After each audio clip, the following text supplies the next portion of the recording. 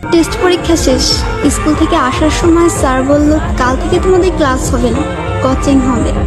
বাড়ি আসলাম, স্কুল ড্রেসটা খুলে যত্নে রাখলাম, কারণ আমাদের সেই স্কুল ড্রেসের রুলসটা আর নেই। এখন যে যার মতো স্কুল ড্রেস পরলেও চলবে, না পরলেও চলবে।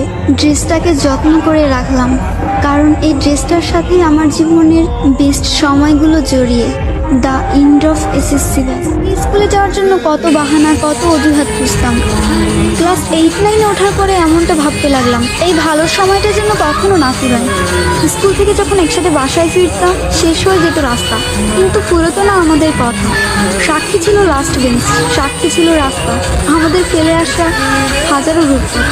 ফাইনালি চলে আসলো বিদায়ের সময়। স্কুলের প্রথম দিনটা আর শেষ দিনটা একই ছিল। চোখে জল ফেলেছিলাম 2 দিনে, কিন্তু কারণটা ছিল একেবারে আলাদা। একটা যাবার আনন্দ আর একটা বিদায়ের ব্যথা।